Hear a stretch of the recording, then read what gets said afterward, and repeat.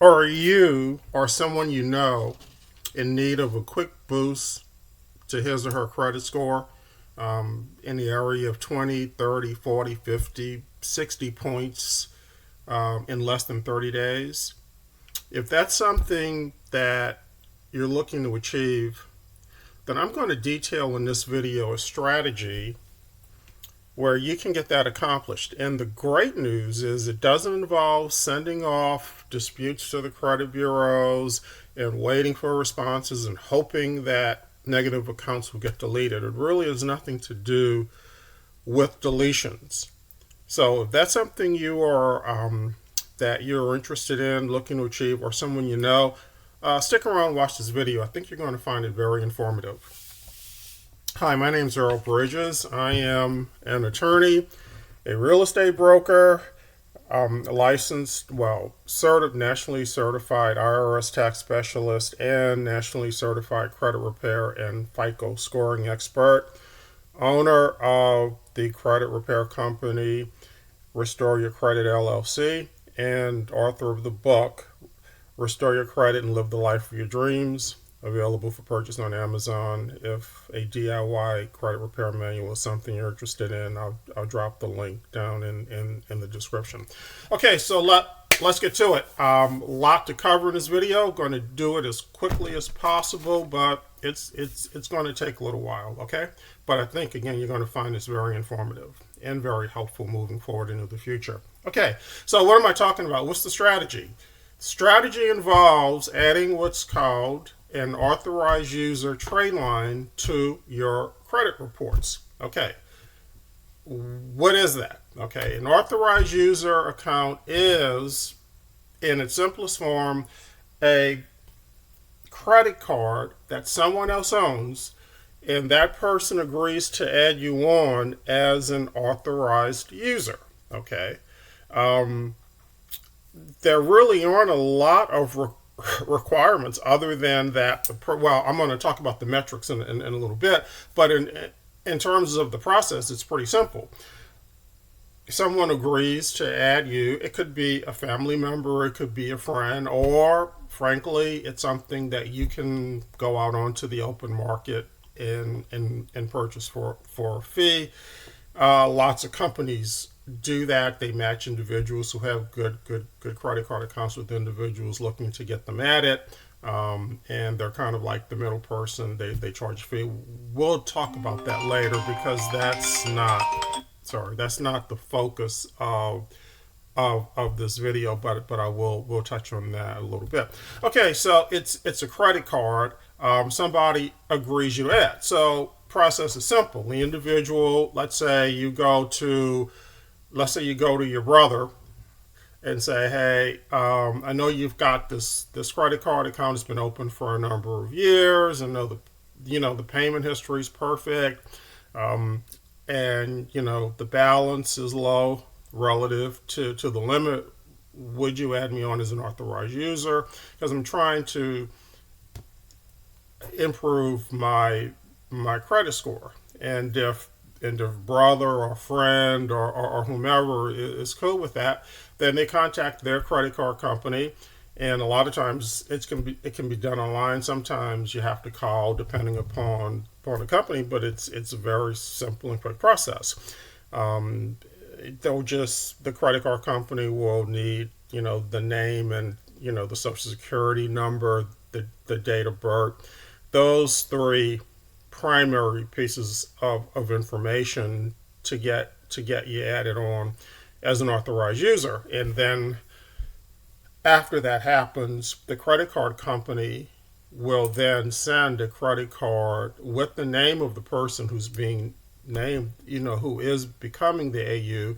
They'll send a credit card with that person's name to the address of the owner of the account. So let's say you're asking your brother to do this. Your brother will get a credit card in the mail, usually within 10 or so business days, sometimes less than that, that will have your name. It'll be, a valid, legit credit card, but they're going to send it to his address because he's the owner of the account.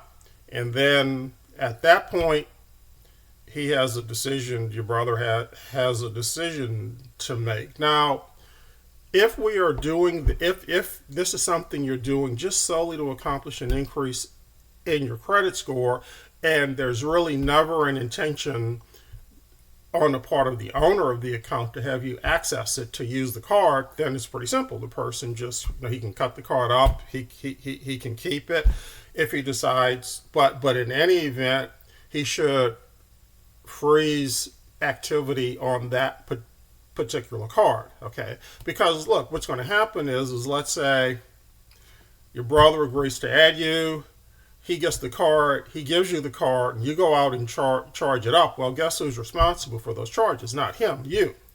I mean, not you. I said that back. Not you. You're not responsible. The owner of the account's responsible. So your brother would be responsible.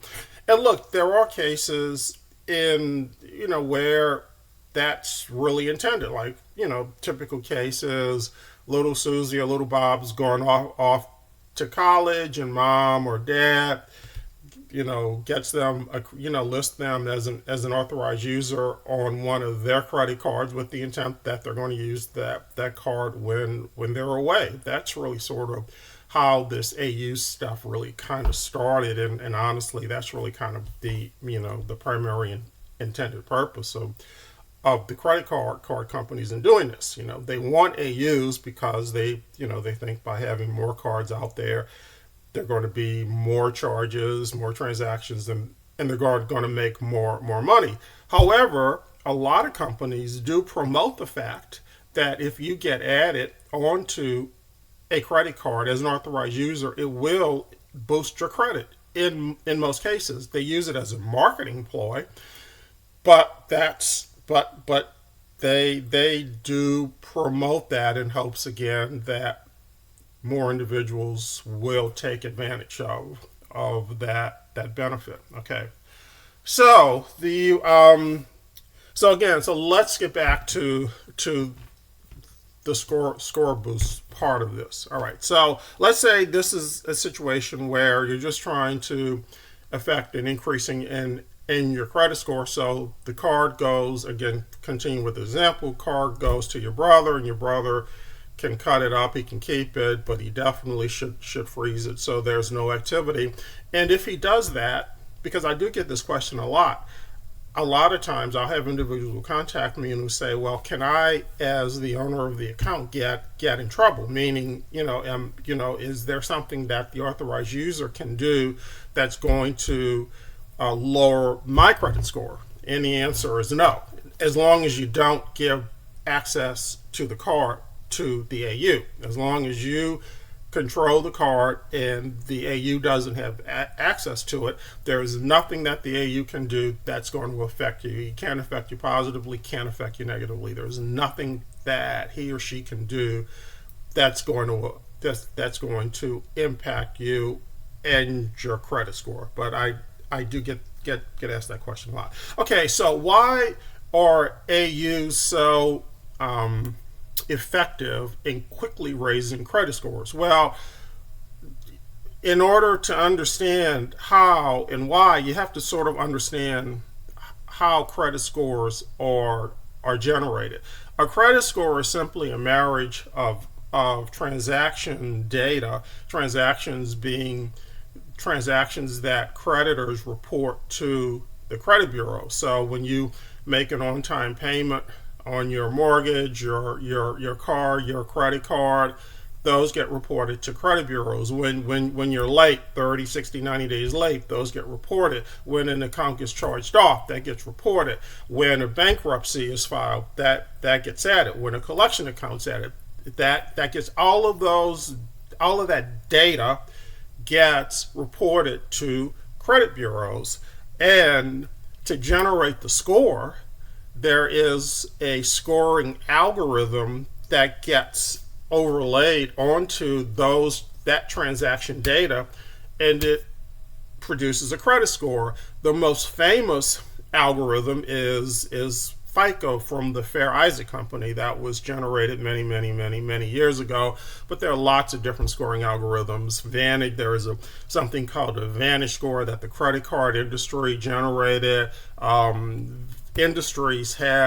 Various industries have their own unique scoring algorithms, and I tell this a lot to clients, because most of the clients that I work with are trying to qualify to buy a home, and the mortgage industry has its own unique scoring algorithm nobody else has.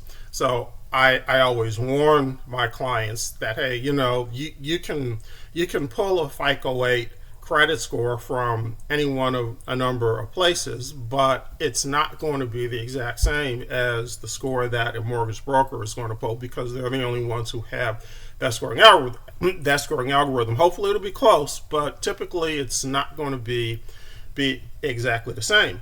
So 30% of a credit score is based on revolving credit, whether the individual has revolving credit and the percent of that credit that he or she is using. Okay, so having revolving credit and keeping that utilization percentage low, it's almost as important as paying your bills on time. Paying your bills on time accounts for 35% of the score. The revolving credit piece accounts for 30%. Let's just talk quickly. Let's make sure that we are all on the same page. There are typically two types of accounts that you're going to see on a credit report. One is an installment account. Installment accounts are accounts that start with the balance, and you make equal monthly payments until it's paid to zero, and then the account closes.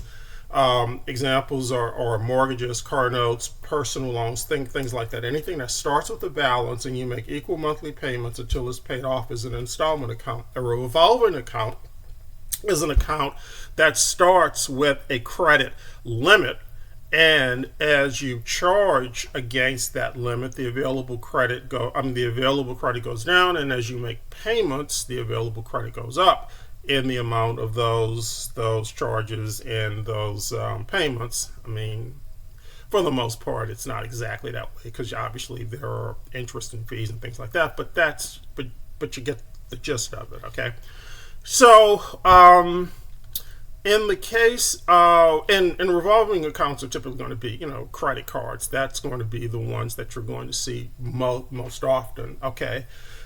So what happens when an individual opens a new account? There are factors that's going to affect the credit score. So typically when a person, say, applies for and gets a new credit card, that person will have made the application, and then there is an inquiry. And typically, the inquiry, which is called the hard inquiry, will lower the score a few points. But in 10% of the score that the algorithm gives away to is that, how many inquiries are there. So that, that's potentially 10% of the score. 15% of the score is based upon what's called the average age of the open accounts on the report.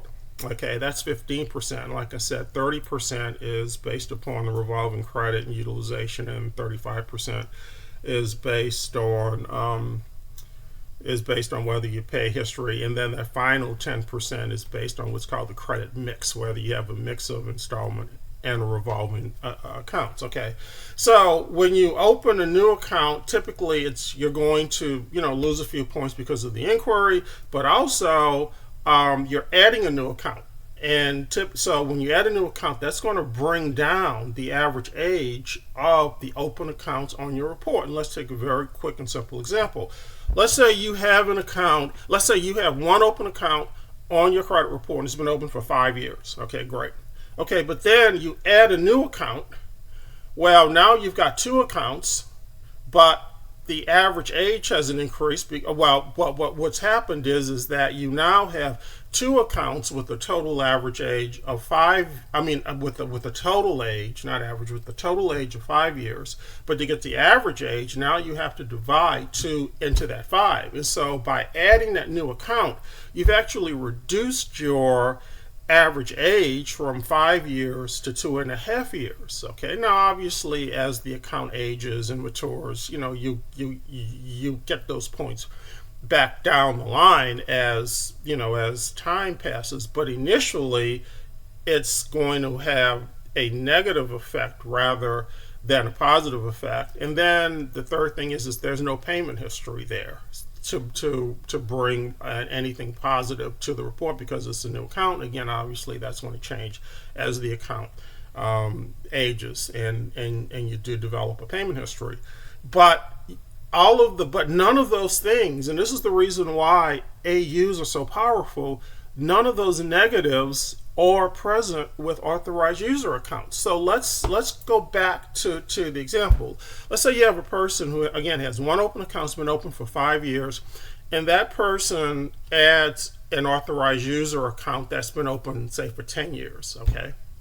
So now, first of all, you don't have the inquiry because you're not applying for credit, so you don't get that hit. But now you've actually increased the average age of the accounts, because now you have two accounts with a total age of 15 years. The first one that you had was 5 years. You add one now, that's 10 years. Now you've got you've got a total age of 15 years. Now an average age of 7.5. You've taken your average age from 5 to 7.5. That's going to help increase your score.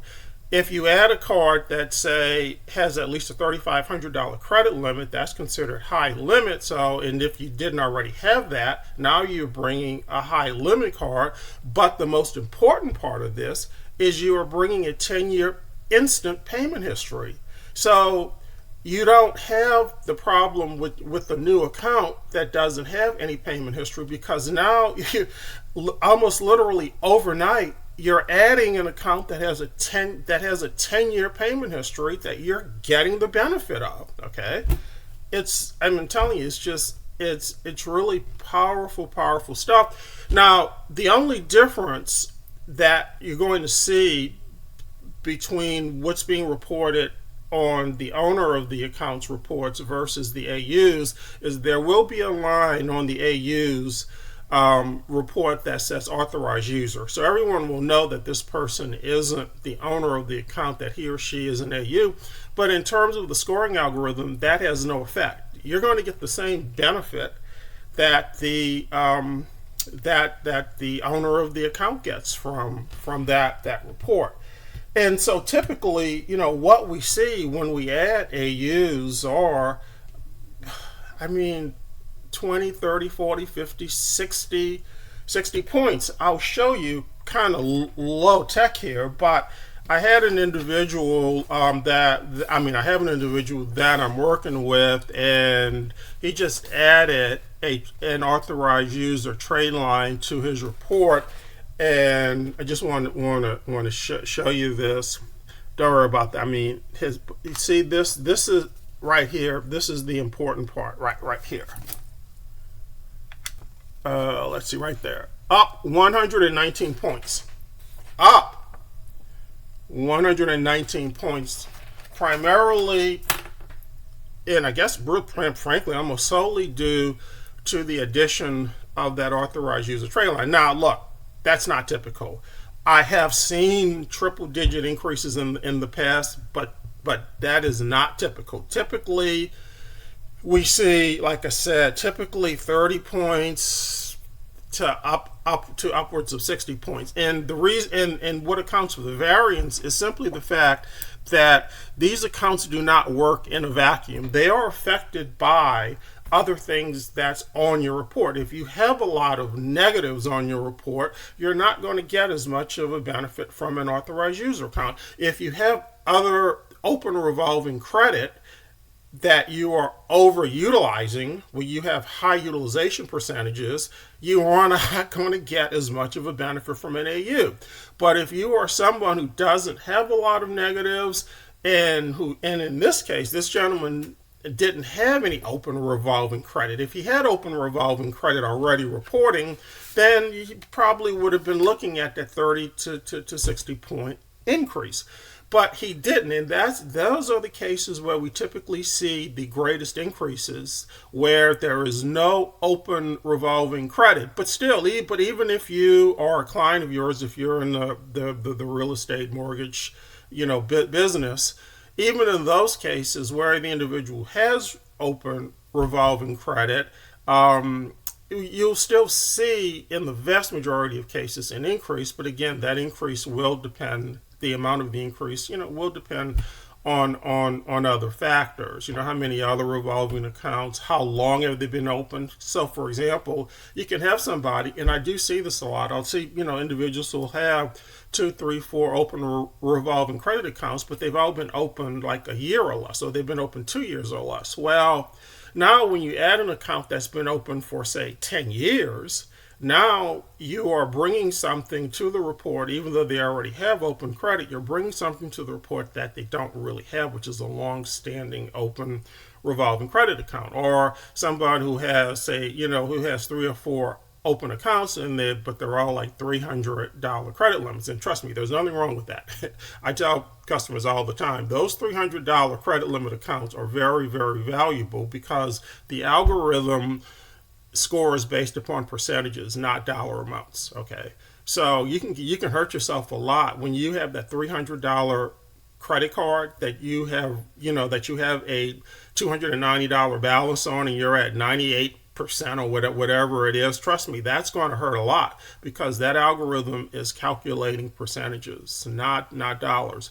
But after having said that, if you have $200 or $300 limit credit cards, and you add one, say that's over $3,500, now you're bringing something to the report that you don't already have, which is a high limit card. Okay, so this is not all sunshine and lollipops when it comes to authorized user accounts, and let me tell you what the pitfalls are. The pitfalls are that as the AU, as the authorized user, you do not control the card. Okay, the owner of the account controls it. So if the owner of the account misses payments and it goes 30, 60, 90 days late, it's not only going to hurt his credit, it's going to hurt yours.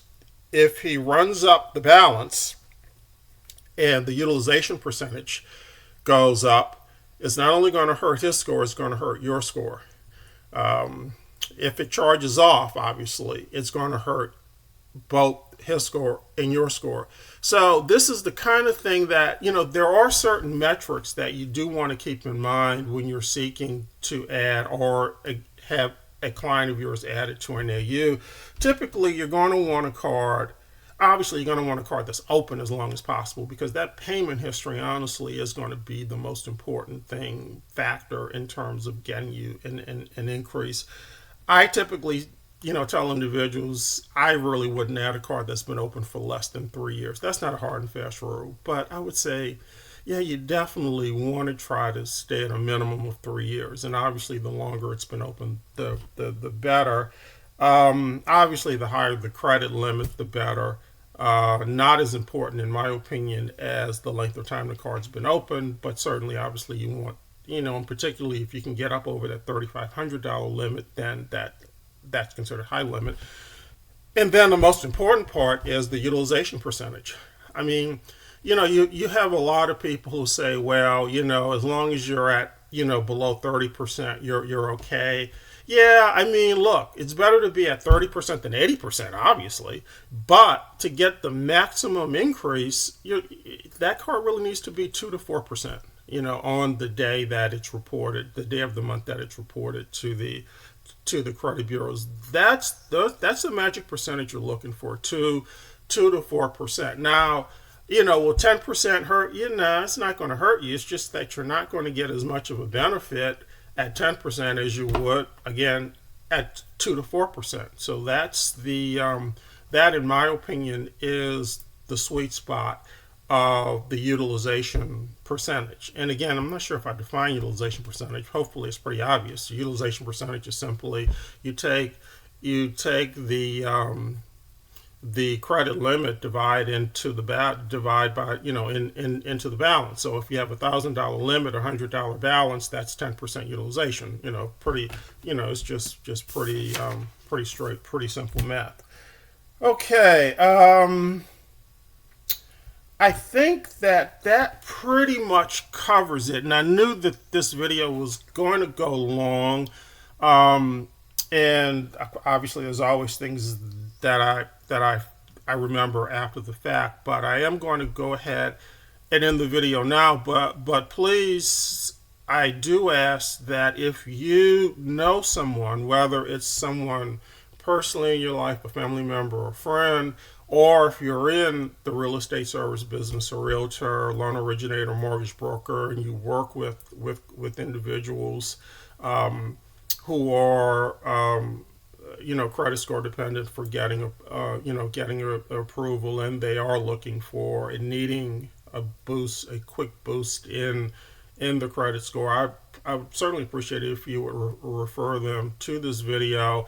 If you have any questions, I will leave my email address down in the link before. Don't hesitate to reach out to me. I'll be happy to answer whatever questions you have, not only about AUs, but about credit repair in general. But I just want to say that, again, this is the absolute quickest way that I know to increase a credit score, because credit accounts get reported at least once, in most cases once a month. Sometimes they report twice a month. Some companies report twice a month, but the vast majority of credit card companies report once a month. So even if you get added to an AU today that just got reported yesterday, well, within 29 days they'll report again. So the max amount of time that you wait is 30 days, and then as soon as that account hits your credit report, you're going to see the increase immediately. Now, I've seen increases as little as 6 points, seen increases in the triple digits, but I don't think that I've ever seen a case where adding a good AU account. Now, when I say good, I'm talking about those metrics that I discussed. I've never seen a situation where the score didn't go up. The amount of up varies, but I've never seen it not go up. Now, obviously, I have seen situations where individuals have added AUs that have 80% utilization percentages, and it didn't help. And in case it hurt, well, again, like I said, you have to understand that they can really help you, or frankly, they can hurt you. That's why it's really important to really keep those metrics in mind and know which accounts you need to be looking at adding versus those that you don't need to add. That's going to hurt you. Okay, I'm going to go ahead and wrap it up. I know it was long. I appreciate your hanging with me. If you have any questions, don't hesitate to reach out. If you found value in this video, please give me a like, drop a quick comment, and if you have questions, again, you can either email me or you can drop questions in the comments, and I will respond. That's it. I'm out. Have a good day. We'll see you on the next one. Take care. Bye.